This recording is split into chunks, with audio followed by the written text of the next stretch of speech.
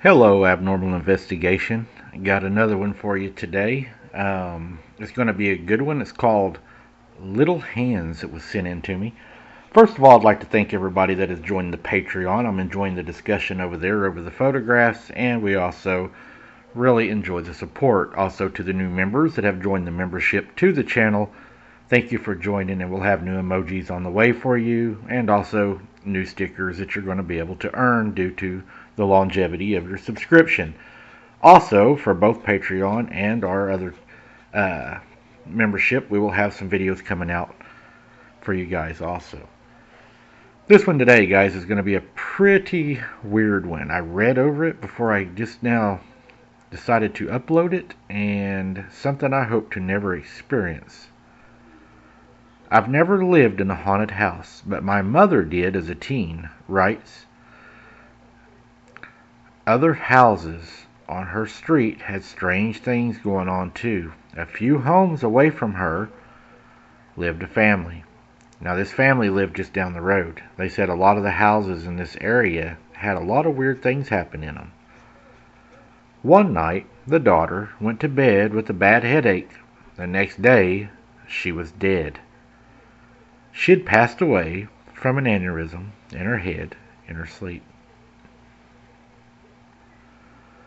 After her funeral, the family went away to get their minds off the tragedy, and the father asked my uncle, my mom's brother, to check on their pets.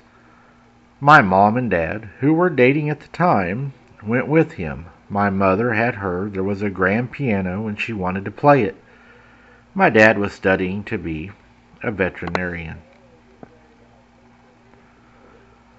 After entering the house, my uncle and my father headed to the basement to see the animals, and my mother went to the piano on the ground floor. She was playing it when she felt something brush her ankles. She thought a cat must have left the basement and walked past her. She kept playing, and then she felt it again. She looked under the piano and saw nothing. When she started again, she felt hands clasp her legs tightly. She dashed to the basement door, called my uncle and father, and waited for them. Back outside, my uncle could tell my mom was rattled and asked what was wrong. She told him what had happened, and he turned white, and he told her the daughter who had died used to play a game with her father. When he played the piano, she'd crawl underneath, grab his ankles, and push his feet up and down on the pedals. To this day, she does not want to play the piano anymore. Another one I wanted to share was a person sent in. It is from an ambulance driver. He says, the ambulance company that I used to work for had a haunted ambulance. Rig number 12 recounts after a many of nights of these accounts. A lot of EMTs had stories about it, but I never put much stock into paranormal stuff. That is until I had my own experience with rig number 12. My partner and I were working in a rural community at 3 a.m., and it was pitch dark and completely quiet. We were both dozing. I was in the driver's seat, and he was in the passenger seat.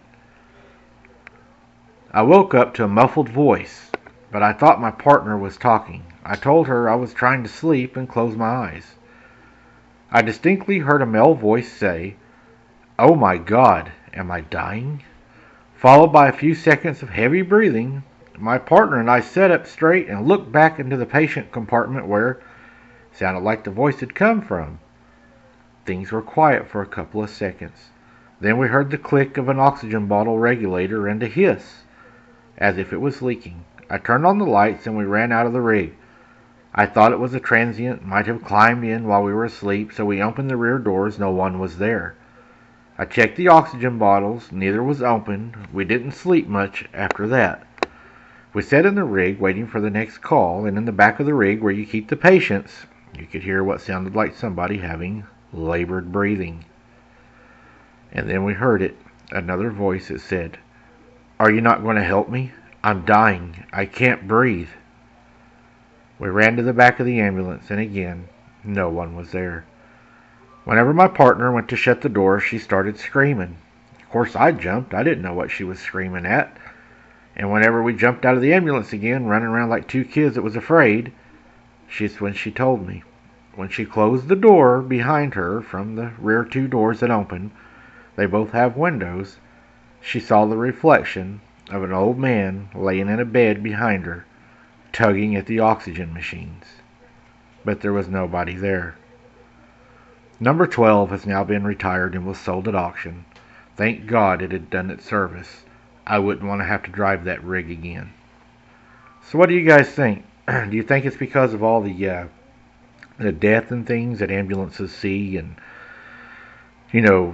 dealing with other assaults and things of that nature that happen in the back of those? Do you believe that familiar spirits would also attach themselves to an ambulance the same as they would a hospital or a nursing home or somewhere like that? Do you believe that happens? Do you believe that demons attach themselves to those places because they have so much dread and fear and anxiety and sadness? What do you think? I look forward to your comments, guys. And until the next one, keep your head on a swivel. Thank you for watching, and smash that like button. It means a whole lot, guys. And we'll see you on the next one.